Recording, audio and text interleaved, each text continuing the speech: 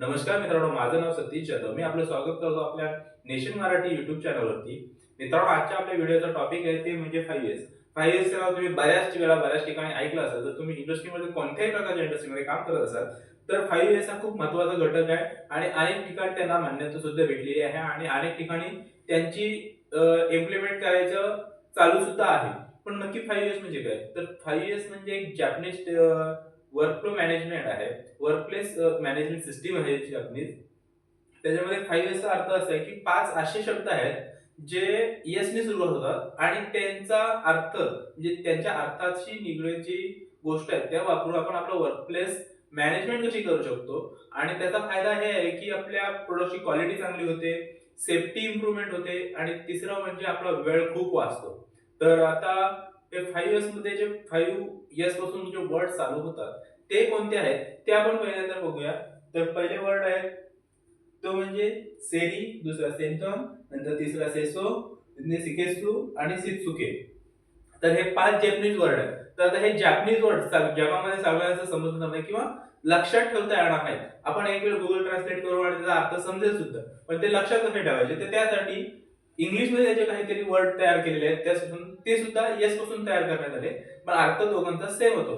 तर सेरीसाठी सॉर्ट, नंतर सिम्प्टमसाठी set in order, shine, standardise आणि सस्टेन. तर ह्या 5 वर्ड आहेत आणि ते वापरून त्या वर्डचा अर्थ आपण आपल्या प्रोसेसमध्ये आपल्या मॅनेजमेंटमध्ये यूज करून कशा प्रकारे आपण आपली जी इंडस्ट्रीमध्ये सेफ्टी आहे किंवा क्वालिटी आहे किंवा आपला वेळ कसा वाचवू शकतो ते आपण आजच्या या व्हिडिओमध्ये पाहणार आहोत. तर पहिला आहे सॉर्ट. तर सॉर्ट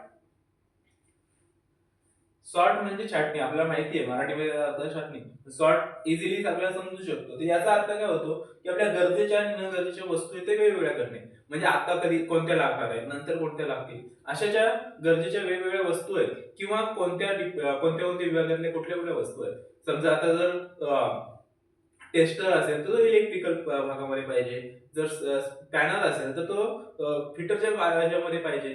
तर अशा गोष्टी आहेत त्या वेगवेगळ्या ठेवल्या गेल्या पाहिजे. त्यालाच बोलतो सॉर्टिंग. तर याच्यामध्ये आपण एक्झाम्पल बघायला गेलो तर क्यूसी लॅबमध्ये जुने रिएजंटचे बॉटल असतील ते रिमूव्ह करून टाकायचे. जर उपयोगाचे नाही, रिकामे झालेल्या बॉटल आहेत तर त्या ठेवायच्या कशा? ते व्यवस्थित ज्याची प्रोसिजर असेल त्यांना रिमूव्ह करायची. त्या प्रोसिजर थ्रू त्या रिमूव्ह केल्या गेल्या. उगाच ठेवून त्यांची अडचण होते आणि जे पाहिजे ते रिएजंट शोधायला गेले होते ते रिकाम्या बाटल्यांमध्ये शोधायला लागतं. मग पटकन भेटण्यासाठी जे रिमूव्ह केलेल्या बाटल्या आहेत, ज्या रिकामे झालेल्या बाटल्या आहेत, त्या बाजूला करून रिमूव्ह करून टाकायचे. दुसरं म्हणजे प्रोडक्शनमध्ये डिफेक्टिव्ह टूल असतील ते स्क्रॅप करणे. आता समजा आपण एखादं काम करतोय आणि आपण जर एखादं टूल शोधायला गेलो तर तिथे तुटलेले फुटलेले जर स्पेअर असतील, काय टूल्स असतील तर ते टूल त्यांच्यामध्ये शोधण्यापेक्षा जर चांगले क्वालिटीचे टूल असतील तर पटकन ते उचलून काम करता येईल. त्यामुळे काय होतो, कामाचा वेळ वाचतो, प्रोडक्टच्या क्वालिटीमध्ये फरक पडत नाही, कारण का तो जो डिलेचा टाइम आहे, काम होण्यामध्ये जो डिले टाइम आहे तो होत नाही. आणि सेफ्टी सुद्धा खूप महत्वाची असते. जर रस्टेड असतील, जर स्पॅनर वीक झालेले असतील, ते जर वापरून एखादी इजा वगैरे होऊ शकते तर ती सुद्धा होत नाही. तिसरा एक एक्झाम्पल बघायला गेलो तर वेअरहाऊस मध्ये जे अनयूज आयटम असतात ते एक्सटर्नल स्टोअरला देणे. समजा आता आपला एक छोटा स्टोअर आहे, तिथे आपण वस्तू आणत ठेवल्या आहेत पण त्या वापरातच लागणार नाहीये, 2-2, 3-3 महिन्यांनी कधीतरी लागतात, तर ते तिथे ठेवून उपयोगाचे नाही. ते एक्सटर्नल स्टोअर मध्ये द्यायचे. जेव्हा लागतील तेव्हा तिथून इश्यू करून आपण घेऊ शकतो. ज्या रोजच्या किंवा डेली किंवा विकली बेसिसवरती ज्या वस्तू आहेत त्या स्टोअर मध्ये ठेवा, म्हणजे अडचण सुद्धा होणार आणि वस्तू भेटली सुद्धा पटकन. असे एक्झाम्पल होते सॉर्टिंगचे. तर याचे बेनिफिट काय होतं? एक तर जागा वाढते. जे अनयूज आयटम आहे, जे रिमूव्ह झालेले आहेत किंवा ज्या रिकाम्या बॉटल्स वगैरे आहेत, अशा प्रकारचे हे जर एक्झाम्पल झाले, ज्या गोष्टी आपल्याला लागणार नाहीत किंवा उपयोगात येणारच नाहीत, त्या काढल्यामुळे जागा वाढते, कन्फ्युजन कमी होतं. समजा हा खराब वस्तू आहे, ती पण ठेवली तिथे चांगली मध्ये देते, तर नक्की कुठली चांगली आहे कुठली खराब आहे त्या शोधण्यामध्ये वेळ खूप जातो, कन्फ्युजन खूप होतं. तर ते व्हायला नको, त्यासाठी सॉर्टिंग गरजेची आणि सेफ्टी सुधारते. सेफ्टी खूप महत्वाची असते इंडस्ट्रीमध्ये काम करा. कोणत्या प्रकारच्या इंडस्ट्रीमध्ये काम करा, सेफ्टी खूप महत्वाची असते आणि त्या जर हे सॉर्टिंग व्यवस्थित करून ठेवलं तर सेफ्टी नक्कीच इम्प्रूव्ह होते.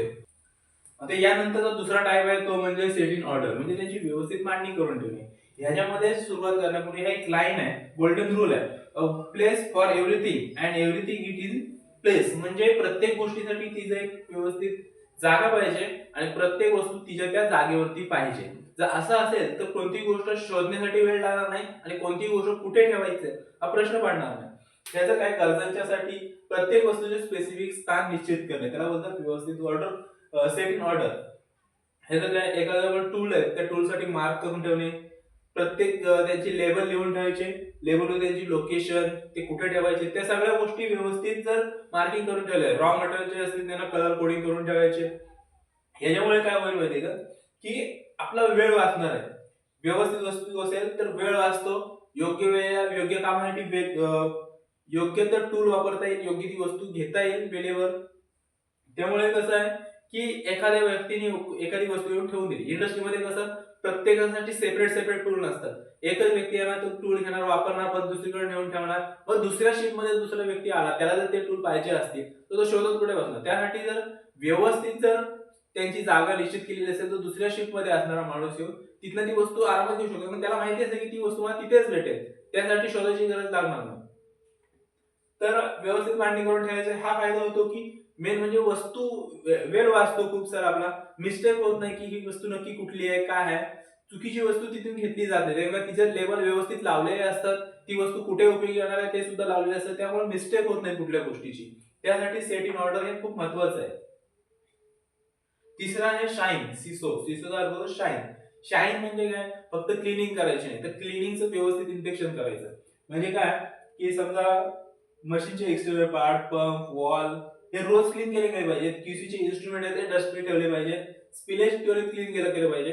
याचा अर्थ कसं फक्त क्लिनिंग वगैरे नाही, तर ते व्यवस्थित केलं गेलं की नाही ते पण पाहिलं गेलं पाहिजे. का ह्याच्यामध्ये क्लिनिंगचं एवढं महत्व का दिलं जातं, कारण तर क्लिनिंग ही अशी गोष्ट आहे, ती जर ठेवली तर सगळ्या गोष्टी चांगल्या होतात.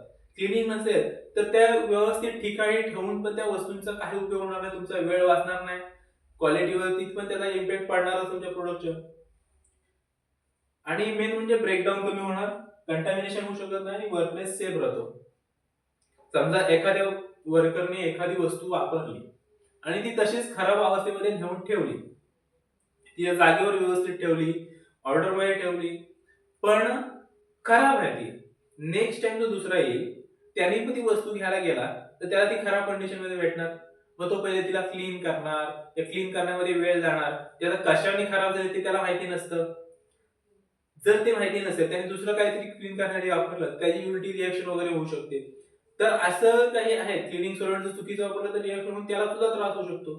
सो ज्याने यूज केले त्याने क्लीन करून ठेवले व्यवस्थित, तर त्याला माहिती असतं कशामुळे काय होऊ शकतं ते. म्हणून जेव्हा आपण एखादी वस्तू वापरतो ती परत तिच्या जागेवरती ठेवताना आपण स्वतः क्लीन करून प्रॉपरली तिला लेबल वगैरे त्याची काय जी माहिती वगैरे ती व्यवस्थित लावून ठेवली तर ती दुसऱ्याला वापरताना सुद्धा सोपी जाईल. तो लेबल वाचेल, लेबलवर जी माहिती दिलेली आहे तो त्या त्या ठिकाणी ती वस्तू वापरू शकतो व्यवस्थित. त्याच्यामध्ये त्याचा वेळ असेल क्लिनिंगसाठी, परत त्याला तेवढा वेळ फुकट घालवावा लागणार नाही आणि सेफली तो यूज करू शकतो परत. आणि क्लिनिंग ठेवल्यामुळे त्याची लाईफ सायकल पण वाढते एखाद्या गोष्टीची. So cleaning is the most important, आणि ती म्हणजे क्लिनिंग करून त्याचं व्यवस्थित इन्स्पेक्शन करायचं की क्लिनिंग व्यवस्थित केलेली आहे की नाही. त्याचं वरच्यावर क्लिनिंग करणं महत्वाचं नाही आहे, ते तेवढं इफेक्टिव्ह सुद्धा होत नाही. ते एखाद्या गोष्टी कानाकोपऱ्यातून वगैरे व्यवस्थित क्लिनिंग झाली गेली पाहिजे. तिसरा आहे स्टँडर्डाइज. आता हे जे आपण तीन पहिले पार्ट पाहिले, सॉर्ट, सेटिंग ऑर्डर आणि शाईन, या गोष्टी स्टँडर्डाइज मध्ये एसओपी तयार करायची त्याची. म्हणजे जी क्लिनिंगची असेल ती चेकलिस्ट झाली पाहिजे त्याची क्लिनिंगची, म्हणजे ते पार्ट त्याच्यामध्ये कव्हर झाले पाहिजेत. तिसरी गोष्टीची इन्फेक्शन शीट असेल, ती इन्फेक्शन शीट व्यवस्थित वापरली गेली पाहिजे, तिचं पूर्ण रेकॉर्ड ठेवला गेला पाहिजे. कलर कोडिंगसाठी पण सुद्धा एसओपी पाहिजे. नाहीतर आज मला वाटलं ह्या वस्तूसाठी हा कलर पाहिजे, दुसऱ्याला वाटलं मला नाही ह्या टीसाठी दुसरा कलर पाहिजे, तर असं करू शकत नाही. एक ओव्हरऑल सेंट्रलाइज सिस्टीम पाहिजे ज्याच्यामध्ये सगळ्यांसाठी ते कॉमन असेल, कुठल्या गोष्टीसाठी कुठला कलर वापरलाय, कुठल्या कलरचे कॉम्बिनेशन वापरले, त्यामुळे ते कन्फ्युजन जास्त वाढणार नाही. आणि shift wise 5 years duty list, म्हणजे प्रत्येक शिफ्ट मध्ये एक एक असा पर्सन पाहिजे की तो ती जी सिस्टीम आपली चालू आहे, सॉर्टिंग, शाईन आणि सेटिंग ऑर्डर, ही व्यवस्थित चालते की नाही, सगळ्या गोष्टी लक्षात आहेत की नाही. या तिन्ही शिफ्ट मध्ये समजा सगळ्याच इंडस्ट्रीमध्ये तिन्ही शिफ्ट मध्ये काम चालतं, तर अशा वेळेला जे प्रत्येक शिफ्ट मध्ये ह्या गोष्टी व्यवस्थित होत आहेत की नाही त्या सुद्धा पाहायला गेल्या पाहिजेतच. यामुळे मध्ये कन्सिस्टन्सी राहते, ट्रेनिंग द्यायला इझी होते आणि आपण प्रत्येक वेळेला ऑडिट रेडी असतो. कोणी येऊ द्या, आपला ऑडिट करायला आपण ऑडिटसाठी नेहमी तयार राहतो या गोष्टीमुळे. त्याच्यानंतर पाचवा यस हा सर्वात महत्वाचा यस आहे. जेव्हा आपण पहिले 4 यस करतो, सॉर्ट करतो वस्तू, त्यांना ऑर्डर मध्ये सेट करतो, नंतर शाईन ठेवतो, क्लिनिंग करून वगैरे व्यवस्थित सगळ्या गोष्टी करतो. त्याचे एसओपी करतो, त्यांचं इन्स्पेक्शन होतो, आपण ऑर्डरसाठी कायम रेडी राहतो. पण ते किती दिवस ठेवायचं? ते कायम टिकलं पाहिजे. म्हणजे सस्टेन. या सगळ्या गोष्टी कायम सस्टेन केल्या पाहिजेत. नाहीतर हे चालू केलं, एक महिनाभर सगळं व्यवस्थित झालं, त्यानंतर कोण त्याकडे लक्षच देत नाही. कुठले स्पेअर पार्ट कुठेही पडले, तर असं चालत नाही. त्यासाठी हा सर्वात महत्वाचा यस आहे. जर तुम्ही सगळे पहिले 4 यस जरी एकदम चांगल्या प्रकारे केलेत, पण ते जर सस्टेन करू शकला नाहीत, तर त्याचा काहीच उपयोग नाही. हा 5 यस तिथे अजिबात उपयोगाला येत नाही. तर त्यासाठी एक ही डे टू डे ऍक्टिव्हिटी नाही, ह्याची एक डेली हॅबिट बनली पाहिजे, की माणसाचं लक्ष नसेल तरी त्याला त्याच ठिकाणी गेला पाहिजे, की मला ही वस्तू तिथेच ठेवली पाहिजे. तशीच क्लीन रुटीन करून ठेवली पाहिजे. क्लिनिंग करताना चेकलिस्ट कशी आहे, कुठल्या कुठल्या वस्तू साफ करायच्या आहेत, त्या सगळ्या व्यवस्थित क्लिनिंग करून व्यवस्थित ठेवल्या गेल्या पाहिजे. तर हे सस्टेन कसे करू शकतो, की वीकली 5 इयर्सचं ऑडिट झालं पाहिजे. मंथली कॉम्पिटिशन केले पाहिजे. कॉम्पिटिशन म्हणजे कोण चांगल्या प्रकारे याच्यामध्ये कॉन्ट्रीब्युशन करतं, त्यासाठी एक कॉम्पिटिशन केले पाहिजे. कायद्यांचे सजेशन. आता कायद्याने एक वेगळा विषय आहे ह्याच्यासाठी, तर तो आपण एखाद्या नंतर कुठल्या तरी एका व्हिडिओमध्ये पाहू. त्याच्यापुढे डिसिप्लिन कल्चर, शिस्त यामध्ये खूप महत्वाची आहे, की मी आज नेऊन तिथे ठेवतोय, तर दुसऱ्यांनी पण त्या गोष्टी त्यानेच केल्या गेल्या पाहिजे. त्यासाठी डिसिप्लिन हा प्रत्येकामध्ये आला पाहिजे, तरच या गोष्टी सक्सेस होतात. त्यासाठी सगळ्यांमध्ये डिसिप्लिन पाहिजे. कारण कशी मेंटॅलिटी लोकांची कशी होते, मी एकटाच करतो, दुसरा कोण करत नाही, तर मग तो काय पहिला करणार, मग करायची त्याची मेंटॅलिटी राहत नाही. म्हणून सगळ्यांमध्ये डिसिप्लिन कल्चर आलं पाहिजे, की सगळेच गोष्टी ह्या सगळेच लोक या गोष्टीचं पालन करतील आणि आपापले काही इक्विपमेंट असतील, टूल असतील, बाकी सगळ्या गोष्टी ज्या आपण 5 इयर्सच्या आणतो त्या व्यवस्थित करतील. याच्यामुळे होतं काय, की दीर्घकालीन सुधारणा होते. टीम मध्ये ओनरशिप येते, कंपनी कल्चर मजबूत होतं. टीम मध्ये ओनरशिप म्हणजे कशी, की माझी वस्तू आहे, माझ्यासाठी मला ही नीट ठेवली पाहिजे. मी आज नीट ठेवेल तर दुसरा सुद्धा नीट ठेवेल, आणि नंतर ती मला सुद्धा भेटायला चांगल्या कंडिशन मध्ये भेटेल. मलाही वापरताना त्याच्यामध्ये वेळ जाणार नाही. तर हे ओनरशिप येतं, की ही गोष्ट माझी आहे, मला नंतर वापरायला लागणार आहे. ही ओनरशिप जेव्हा येते त्या माणूस ती गोष्ट आपोआप स्वतःहून चांगल्या प्रकारे करतं. कंपनीमधलं कल्चर मजबूत होतं, कल्चर चांगलं होतं, की कुठेही कुठली वस्तू पडलेली अशी दिसत नाही. व्यवस्थित एखादी वस्तू जाते. जेव्हा एखादा नटबोल्ट सुद्धा स्क्रॅप मधला असेल, तो टाकून द्यायचा असेल, तो सुद्धा कोणी इकडे तिकडे टाकत नाही, तो व्यवस्थित स्क्रॅप यार्ड मध्ये जाऊनच टाकला जातो. तर यासाठी ते कल्चर जर डेव्हलप व्हायला लागतं, त्यासाठी 5 इयर्स खूप महत्वाचं आहे. आणि ते 5 इयर्स मधूनच आपण चांगल्या प्रकारे करू शकतो. तर हा होता 5 इयर्स. तर 5 इयर्सचा गोल्डन फॉर्म्युला काय? 5 इयर्स जर सुरुवात करायचं असेल एखाद्या इंडस्ट्रीमध्ये, तर ह्याचा एक रोडमॅप दिलेला आहे. तर कशा कशा प्रकारे आपण 5 इयर्स इम्प्लिमेंट करू शकतो. तर त्याचा पहिला आहे की मॅनेजमेंट कमिटमेंट. मॅनेजमेंटचं पहिलं कमिटमेंट पाहिजे 5 इयर्स साठी. दुसरं आहे की 5 ची टीम तयार करायची. टीम कशासाठी? कारण का ते प्रत्येक डिपार्टमेंट वाईज ह्या 5 इयर्सच्या गोष्टी व्यवस्थित होत्यात की नाही ते पाहण्यासाठी. त्यानंतर एरिया मॅपिंग करायचा.